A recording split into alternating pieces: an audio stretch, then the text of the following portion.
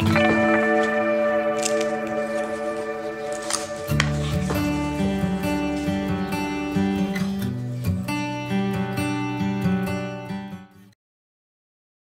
সন্ধ্যা সবাইকে।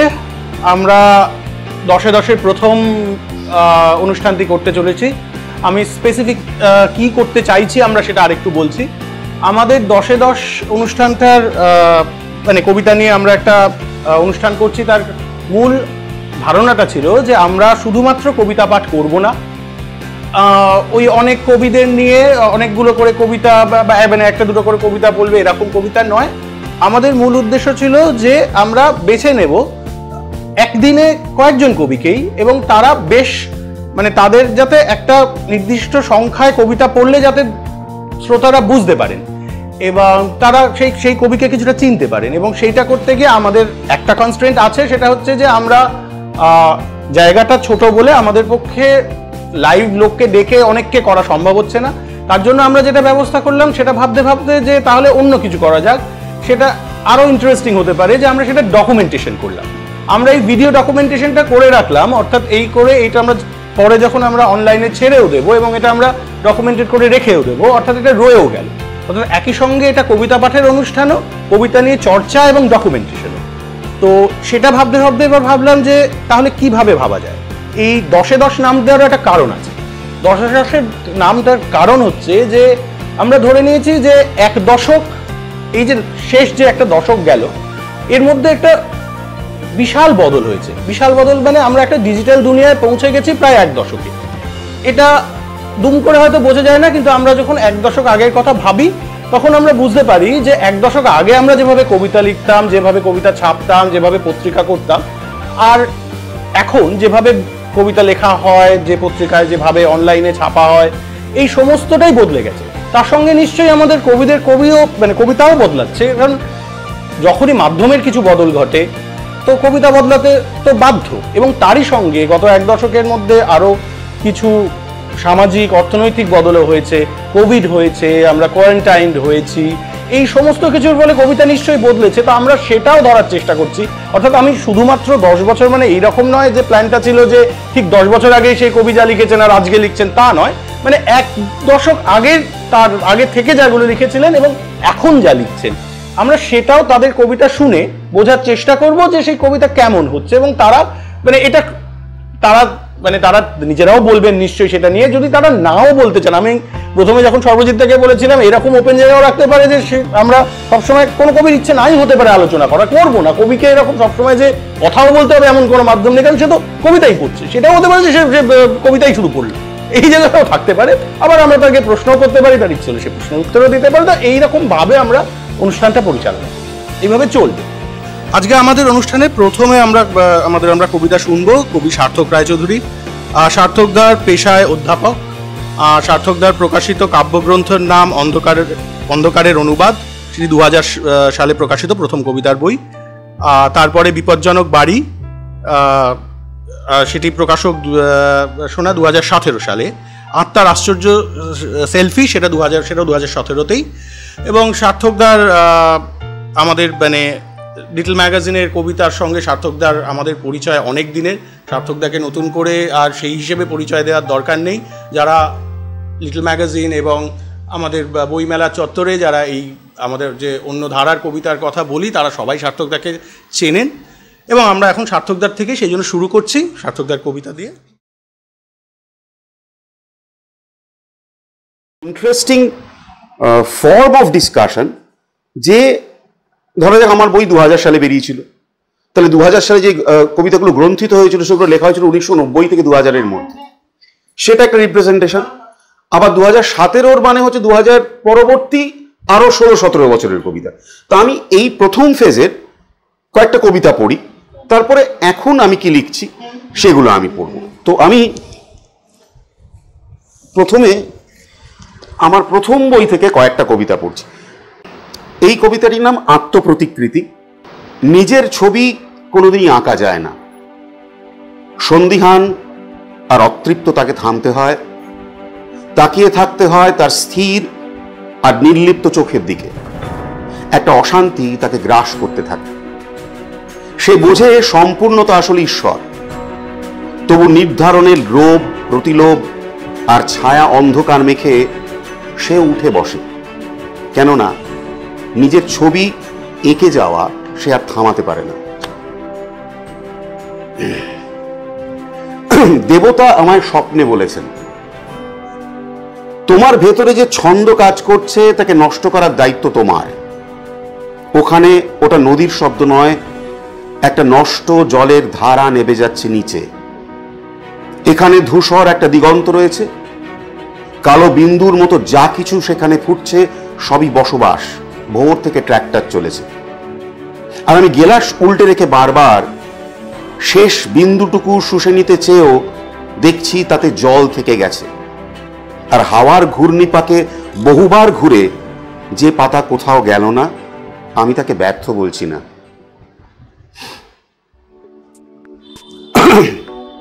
আলকাপ।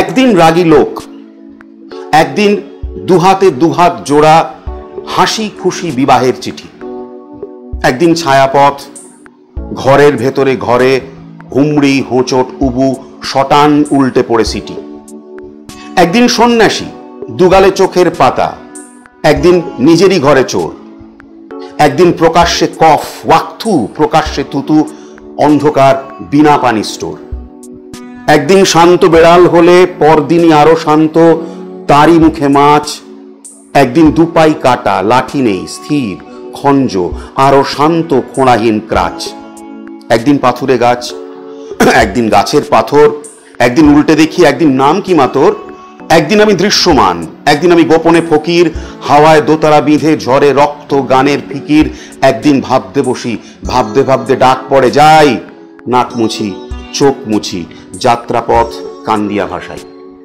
একটু জল দে তো। ধোঁয়া।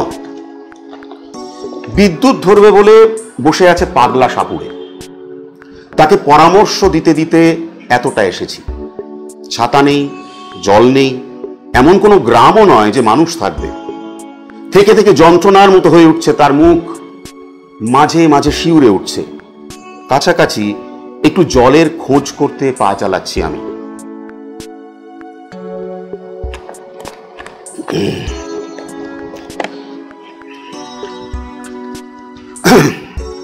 চিঠি লেখা ছিল, মাকে দিও জমানো টাকাগুলো, দেখো অন্ধকার হলে বিলাপ করছে কিনা কেউ, আকাশের দিকে মুখ করে কুকুরেরা শুকছে কিনা আশ্চর্য গন্ধ বাতাস। লেখা ছিল, সন্তান হলে দিও লক্ষ্যহীনতা, আর পারলে সবাই মিলে পুড়িয়ে দিও আমাদের শ্বাসাক্রান্ত স্মৃতিরুদ্ধ বাড়ি।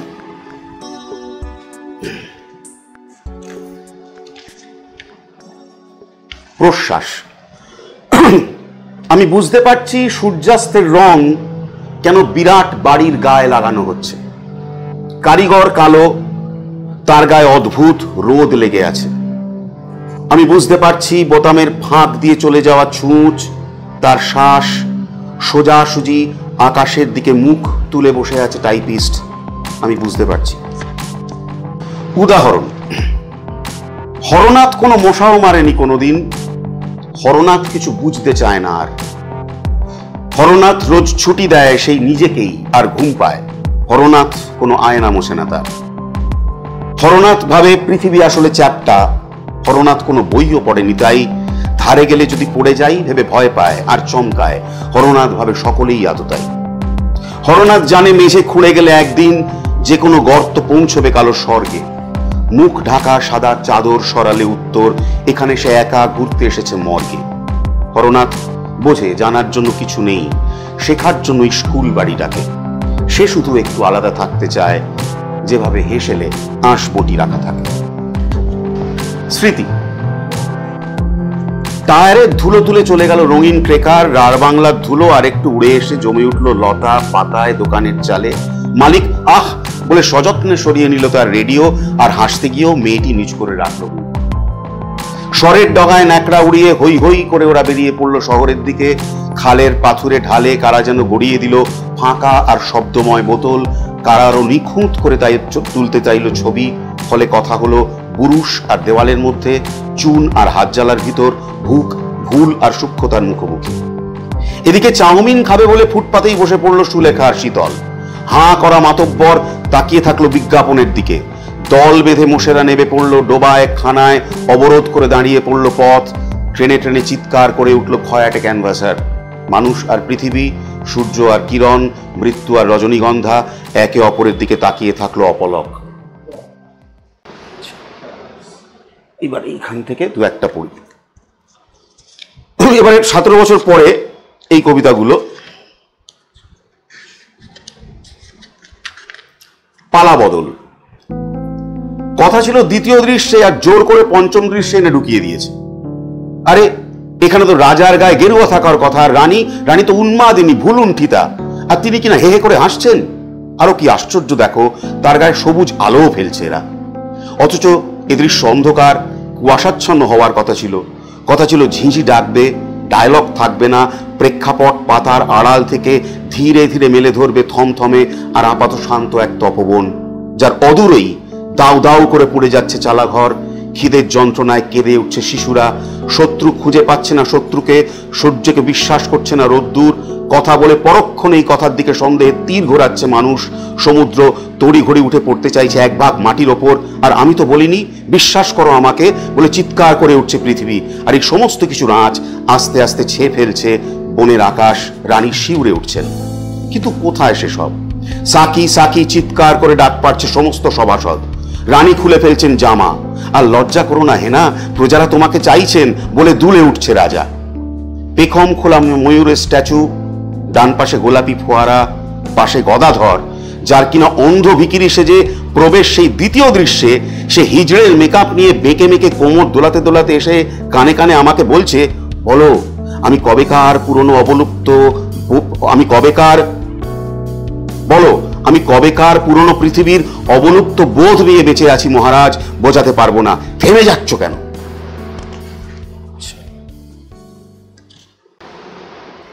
পাগলা ঘন্টি। ফোন বারবার বেজে উঠছে, বিভিন্ন এলাকা থেকে একই অনুরোধ। নিকটবর্তী জলাশয় কোন দিকে কেউ বলতে পারছে না। শুধু বালতি, ফাঁকা বালতি আর সবুজ টিউবওয়েল। শান্ত অপেক্ষা করছে আগুনের। আগুন কোথায় লেগেছে কেউ বলতে পারছে না।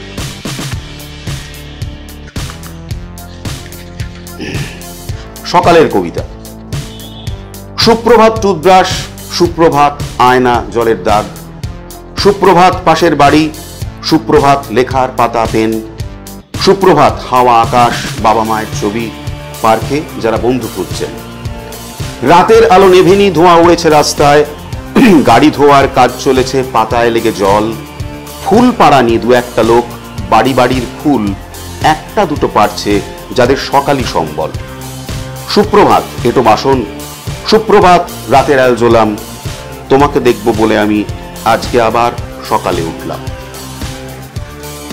আর একটা পড়ে যদি সময় থাকে দু একটা নতুন কবিতা শোনাচ্ছি।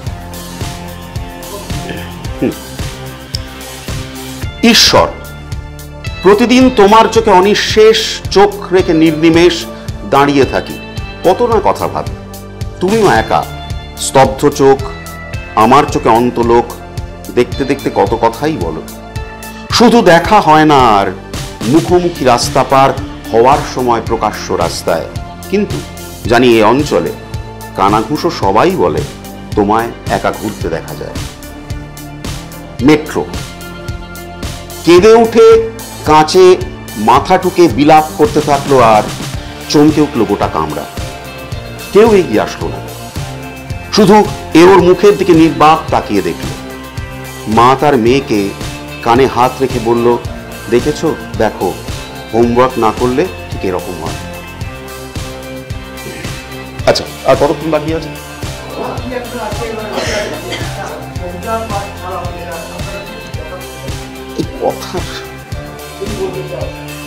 আচ্ছা, আমি এই বইটা থেকে দুটো পড়ছি।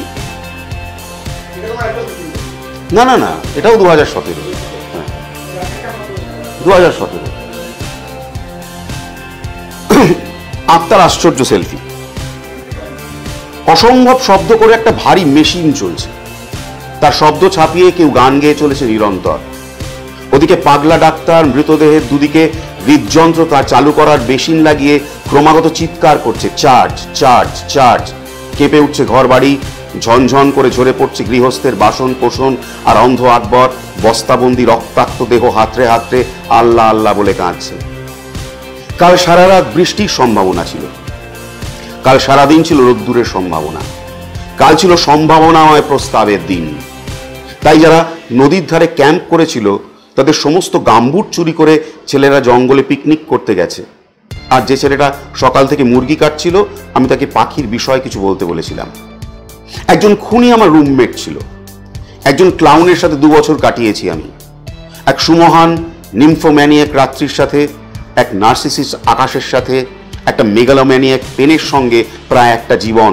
তাই জানি সঙ্গমের শেষে যে ঈশ্বর, তার পায়ের চিহ্ন পড়ে না। সঙ্গমের শুরুতে যে ভগবান, তার রক্তের কোনো দাগ নেই। ফলে আস্থা বলে কারা আগুন লাগিয়েছিল? যখন কেশরে আগুন নিয়ে দৌড়ে বেড়াচ্ছিল ঘোড়াদের দল, তখন জল জল চিৎকার না করে কে বসে আঁকছিল ছবি? কে তখন রজনীগন্ধার বাগানে ছড়াচ্ছিল তেল ও ফলিডল? কেন সেই আত্মার আশ্চর্য সেলফি তার বাঁহাতে করবির ট্যাটু কেউ লক্ষ্য করল না? নিজের বাড়িতে আমি 7 বার হারিয়ে গেছিলাম, নিজের ঘরে আমি 3 বার পাগলের মতো দরজা খুঁজেছি।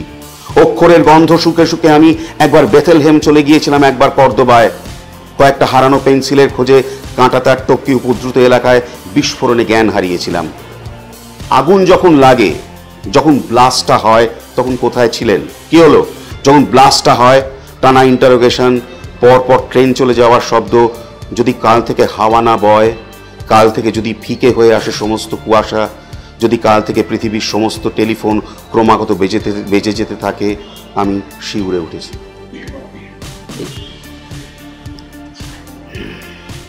আর এখান থেকে একটা কবিতা পড়ি, নাম ভাগাড়।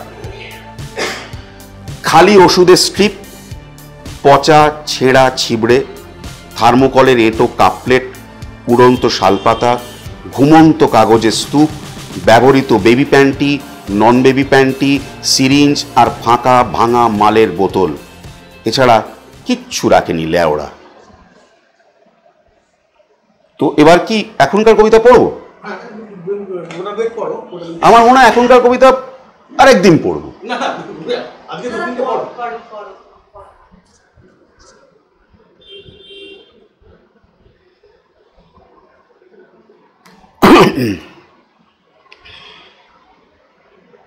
কিছু ও যেটা বলেছে খুব অদ্ভুত। আগের কবিতাগুলো বই, এখনকার কবিতা মোবাইল ফোন। হ্যাঁ, এটা ভেরি ইন্টারেস্টিং।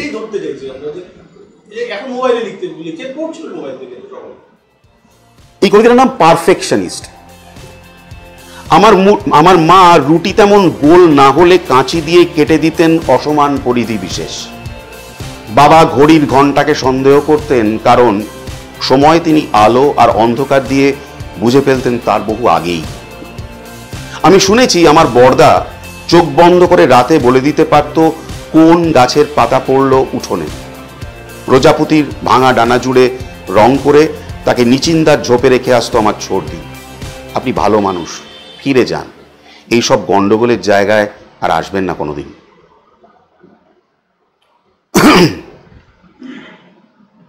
পোর্ট্রেট। ঘরটার একদিকে ফুলদানিতে এমন কিছু ফুল রয়েছে যাদের কিছুতেই বিশ্বাস করা যাচ্ছে না।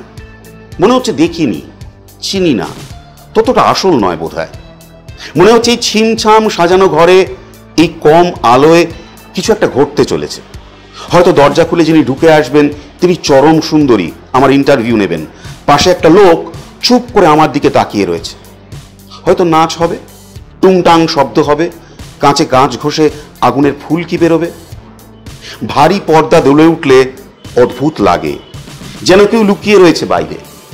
লনে সাদা ওই লোহার বেঞ্চের পিছনে ও পালাতে চায়, আর ওরই বেহালা বাদক হিসেবে আমার ইন্টারভিউ হবে এই ঘরে আর কিছুক্ষণ পরে। আচ্ছা, আর একটা পড়ে শেষ করে। আরশোলা। বিড়াল কি পাঁচিলের ওপর দিয়ে হাঁটে, অসম্ভব সাবধানী, নিজের সময় এমনভাবে ভাগ করা যা দেখে আপনার দার্শনিকের কথা মনে হবে। মূলত শিকারী এবং চোর, যে কোনো মুহূর্তে অভিনয় করতে সক্ষম। মিথ্যে বলাটা স্বভাবে পরিণত নয়, জন্মগত। অসম্ভব বুদ্ধিমান, আদরপ্রিয়, নরম। আপনি অ্যালার্জি না থাকলে একটা উষ্ণতা অনুভব করবেন। মনের সব কথা তার সামনে অবলীলায় বলে ফেলতে পারেন। তবে বেড়াল কখনো পালিত নয়। দীর্ঘক্ষণ শান্ত চোখ বুজে আপনার সামনে বসে থাকার পরে এক মুহূর্তে আপনার সমস্ত অনুরোধ, উপরোধ, আদেশ, নির্দেশ আর নিয়মের মুখে হিসি করে সে বেরিয়ে পড়তে পারে। ঘুরে আসুন ওর সঙ্গে। মানুষের প্রধান ব্যর্থতাগুলির মধ্যে সবকিছুকে যে আয়ত্তে আনা যাবে না, এটা ভেবে সময় নষ্ট করবেন না। এইটুকুই হলো। এবার কি বলবো,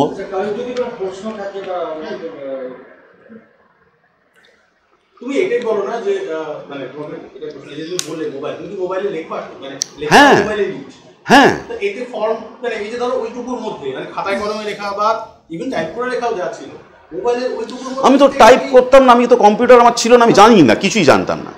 গত 3 বছর হলো আমি এইটা লিখতে শিখেছি। তাতে একটা সুবিধে হয়েছে, আগে অসংখ্য লেখা হারিয়ে যেত। পেছনের ওই ডায়েরি ফায়েরি বাসে ঘামে গলে চিটকে সেই টিকিটের পেছনে অমুকের কাগজ একটু, তো এখন দেখছি লেখাগুলো হারায় না। কিন্তু মুশকিল হচ্ছে আগে লেখাগুলো না হারালে সেগুলো পুনর্গঠিত হতো। এখন অসংখ্য টুকরো টুকরো লাইন মোবাইলে ভরে যাচ্ছে। আরেকটা জিনিস হচ্ছে, মোবাইলে লেখার পরে লেখাগুলো ছোট হচ্ছে। হ্যাঁ, কাগজে লিখলে যেটা হয় লেখার বিস্তার অনেক বাড়ে। আচ্ছা, আরো ভাবছি। এখানে কি হচ্ছে, একটা ইম্পালসে লিখছি, কিন্তু স্ক্রিনের দিকে তো হাঁ করে তাকিয়ে ভাবা যায় না। ওটাকে রাখছি, পরে আবার ভাববো, ওখানে কেটে গেল, কবিতাটা ছোট হয়ে গেল। এটা অদ্ভুত উপলব্ধি। তবে মানে দুটোর প্রকৃতি আলাদা ঠিকই, কিন্তু তার নির্যাস বোধ হয় আলাদা নয়। কারণ সেই আমিই তো ভাবছি আলাদা আলাদা।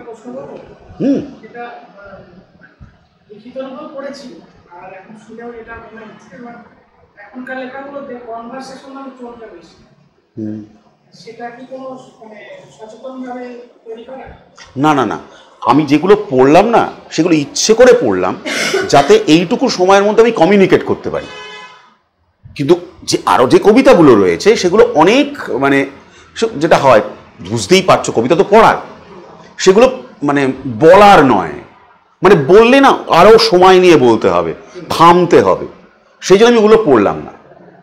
কিন্তু ওই আমি একেবারেই বিশ্বাস না, মানে আমার ধাতই এটা, আমি এটা মানি যে একটা ভাষা তো কোনো কবির হতে পারে না, আমার তো হবে না কোনোদিন। কারণ এক একটা সময় এক একটা লেখা, এক একটা ঘটনা, এক একটা প্রতিফলন থেকে ওঠে, সেই মুহূর্তের ভাষাটা সেরকম হয়।